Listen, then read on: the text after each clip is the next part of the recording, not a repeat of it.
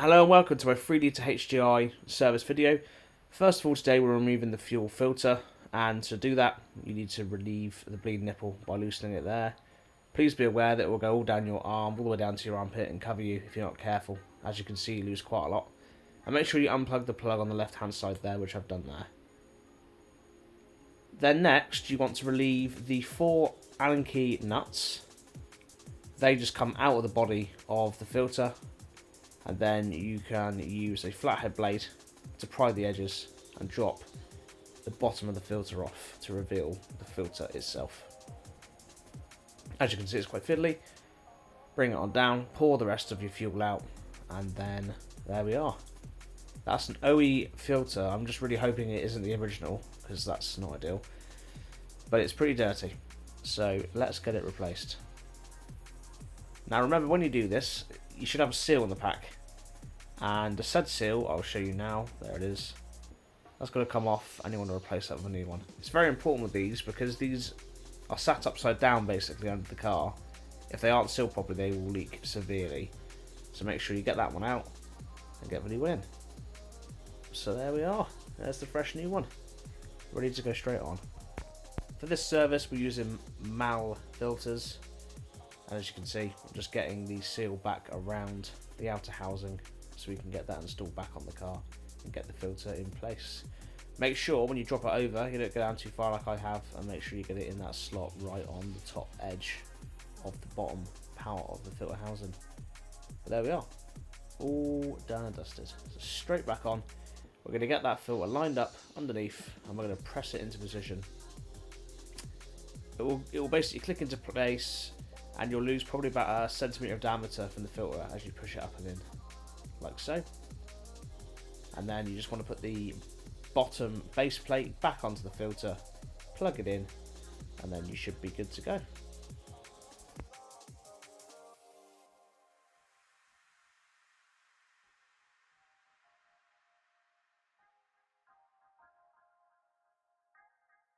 So there we are, all done.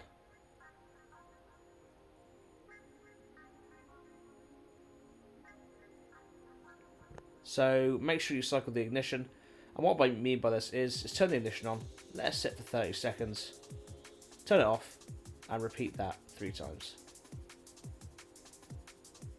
Now what I did is I started it and drove it, and we're now going to remove the oil. So take your cap off, and there's the location for your filter housing. It's 32mm. Once it's wound off, it's there. So there we are. We're of course changing the filter, and we'll also be changing the seal that surrounds the housing as well. Here's the under tray. These, they rotate left or right and drop out. That's a plastic connector, that's quite easy to remove. There's a 10mm bolt there and there, or meant to be there, and the same on the other side. Let me get around there.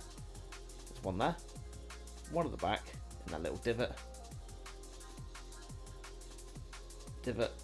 divot, and then the 2 there, which I don't have, and there. That's going to tray off. As you can see, I've got a very dry DT20 3-litre HDI engine, so that's a very big positive. There's a lot to leak on it, so let's get that sub plug off.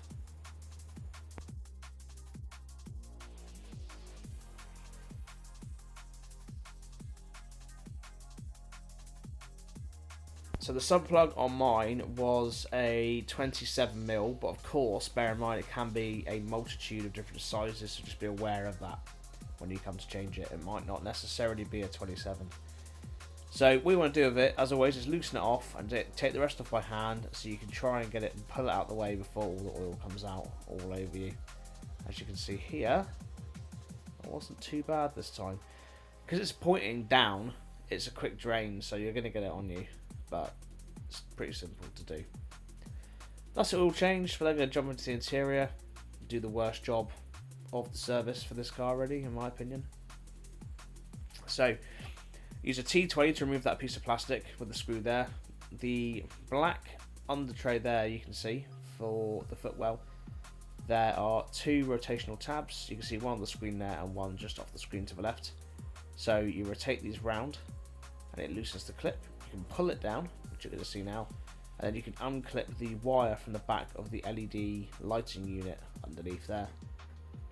And then that gives you the access to pull the filter towards you and down and out, basically, to change. Now bear in mind, these typically don't get done, so when you pull these out of here, they will be like a bird's nest, most of them. Now, the one I did on one of my old purchases I had was the worst I've ever seen. It was so bad. But the one that will come off this one, to be fair, wasn't really too bad. So there's a little cover that covers it. Now, from factory, they've got 2 screws. Hopefully, if you're lucky, they'll be off. It has got retaining clips, so as you can see, I just pop the retaining clip off the bottom, and the whole faceplate just comes off. This is genuinely easier said than done, and my camera's making it look like there's loads of room, and I'm telling you, there really isn't. There we are, so you can see the filter comes out like so, and you can see roughly how it's got to go back in, because it doesn't really go in very well either. So as you can see, you've got to sort of like bend it out and bend it in.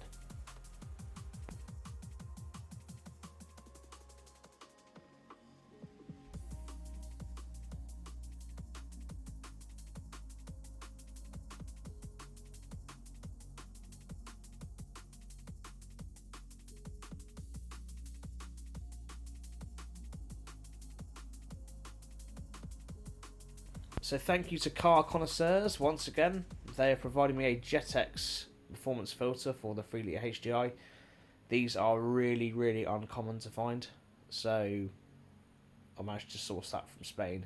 I will say, if you do get this filter, I'll put a link in the description. It can take 2 or 3 weeks to arrive, so just be aware of that when it comes to servicing the air filter.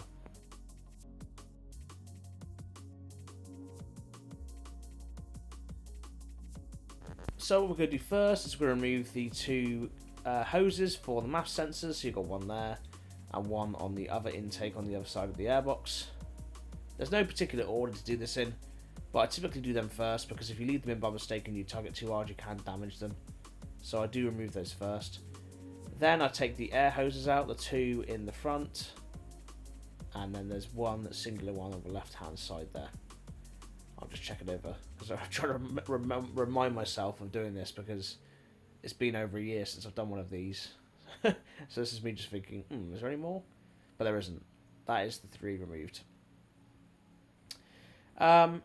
You could do it anyway, like I said, but the next one I'm doing is removing the 2 intake hoses to the engine. So they are a 7mm, or should be a 7mm Jubilee clips. As you can see, they're quite hard to wiggle off. But you remove both of those, front and rear. Front is quite easy, there's a lot of room when it comes off. The rear one you've got to sort of squeeze in. It's one of those ones that's got on like a flexi joint. And then all that then is left is basically the remaining T20s, which are holding the top of the housing, the bottom. Although the T20s are mine at least. So there are 1 in each corner, and then there's 1 additional one on the middle right hand side of those. So there we are. That was me just to tell you that sometimes they can be T25 as well. So yeah, whip them all off. That is the bottom one there. You've got 1 above it in the middle and 1 at the top, and on the other side you've got 1 on the left hand side of the bottom and 1 at the left hand side of the top. I did remove the engine cover just for a little bit of ease of access. More for when I pull the filter, the top of the filter housing up. When I pull that up, it's going to get caught on there. I don't want to put any of the wires or any of the breather hoses, so I just remove that for access. There we are. Simple as that. Get it all out. Once it's out, you can then wiggle the airbox free around these little attachments.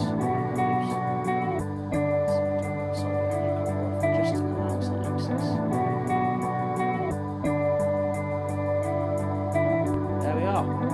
It is off. As you can see, there is a standard filter. There's the approximately 10,000 once it's removed, I make sure to remove dust, leaves, etc.